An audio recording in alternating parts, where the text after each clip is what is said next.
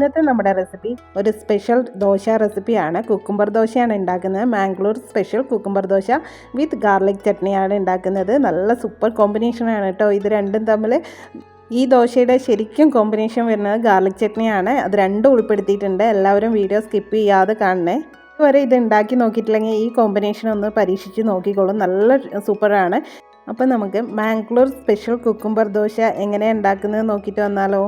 വേണ്ടിയിട്ട് ഒരു ബൗൾ എടുത്തിട്ടുണ്ട്. അതിലേക്ക് 2 കപ്പ് അരി ഇട്ട് കൊടുക്കുന്നുണ്ട്. 250 ml കപ്പിന് ഞാനിത് ഹാഫ് കപ്പ് ആയതുകൊണ്ടാണ് 4 കപ്പ് ഇട്ട് കൊടുത്തത്. 2 കപ്പ് അരി ഇട്ട് കൊടുത്തിട്ട് അത് വെള്ളം ഒഴിച്ചിട്ട് 3-4 തവണ കഴുകി എടുത്തിട്ട് വന്നിട്ടുണ്ട്. അതിലേക്ക് നമുക്ക് നല്ല വെള്ളം സോക്ക് ചെയ്യാനുള്ള നല്ല വെള്ളം ഒഴിച്ചിട്ട് ഒരു 6 മണിക്കൂർ സോക്ക് ചെയ്യാൻ വെക്കാം. ഇതിപ്പോൾ 6 മണിക്കൂർ കഴിഞ്ഞിട്ടുണ്ട്. ഇതിലെ വെള്ളം മാറ്റിയിട്ട് നമുക്ക് അതിലേക്ക് ഒരു 1.5 കുക്കുംബർ തൊലി കളഞ്ഞിട്ട് അതിട്ട് കൊടുക്കാം.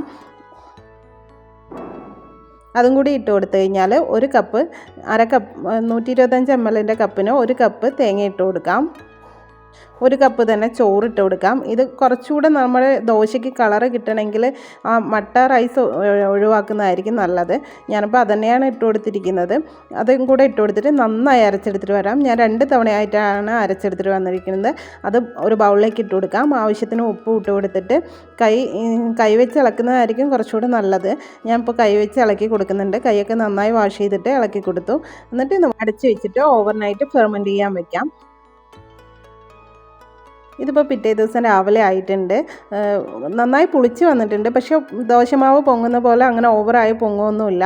അപ്പോൾ ഇതിങ്ങനെ മാറ്റി വയ്ക്കാം. നമുക്ക് ഗാർലിക് ചട്നി ഉണ്ടാക്കാം. അതിന് വേണ്ടിയിട്ട് ഒരു പാൻ അടുപ്പത്ത് വെച്ച് 1 ടീസ്പൂൺ എണ്ണ ഒഴിച്ച് കൊടുത്തിട്ട് ഉഴുന്ന് കേട്ടോ, 1 ടീസ്പൂൺ തന്നെ ഉഴുന്ന് ഇട്ട് കൊടുക്കാം. ഒരു 20 അല്ലി വെളുത്തുള്ളി ഇട്ട് കൊടുത്തിട്ട് അതൊന്ന് മൂത്ത് വരുമ്പോൾ ആവശ്യത്തിനുള്ള മുളക് ഇട്ട് കൊടുക്കാം. വറ്റൽമുളക് ഇട്ട് കൊടുത്തിട്ട് എരിവിനനുസരിച്ച് വറ്റൽമുളക് ചേർത്ത് കൊടുക്കാം കേട്ടോ.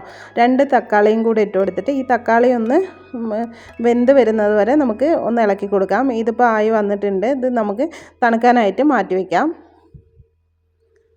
തണുത്തതിന് ശേഷം മിക്സിയുടെ ജാറിലേക്ക് ആക്കി കൊടുക്കുന്നുണ്ട്. പിന്നെ ഈ ചട്ടിയിൽ തന്നെ കുറച്ച് വെള്ളം ഒഴിച്ചിട്ട് അതും കൂടെ ഒഴിച്ച് അരച്ചെടുക്കുന്നുണ്ട്. നല്ലതുപോലെ ഫൈനായിട്ട് അരച്ചെടുത്തിട്ട് വരാം. ഉപ്പും കൂടെ ചേർത്തിട്ട് അരയ്ക്കണം.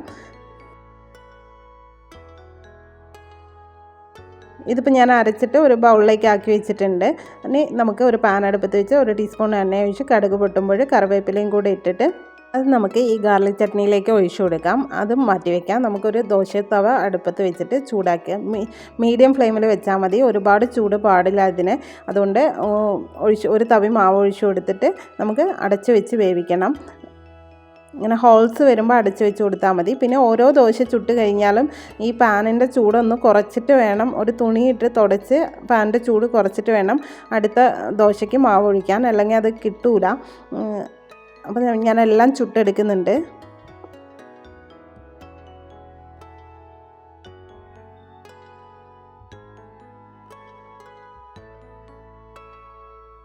അപ്പോൾ ഇതാ നമ്മുടെ ഗാർലിക് ചട്നിയും ദോശയും കുക്കുംബർ ദോശയും റെഡി ആയിട്ടുണ്ട് കേട്ടോ. നല്ല സൂപ്പർ കോമ്പിനേഷനാണ്. എല്ലാവരും ട്രൈ ചെയ്ത് നോക്കണം കേട്ടോ. വീഡിയോ ഇഷ്ടപ്പെട്ടാൽ പ്ലീസ് ഒന്ന് സബ്സ്ക്രൈബ് ചെയ്ത് ലൈക്ക് ചെയ്യണേ. അപ്പോൾ ഇന്നത്തെ വീഡിയോ ഇത്രയേ ഉള്ളൂ. Thanks for watching.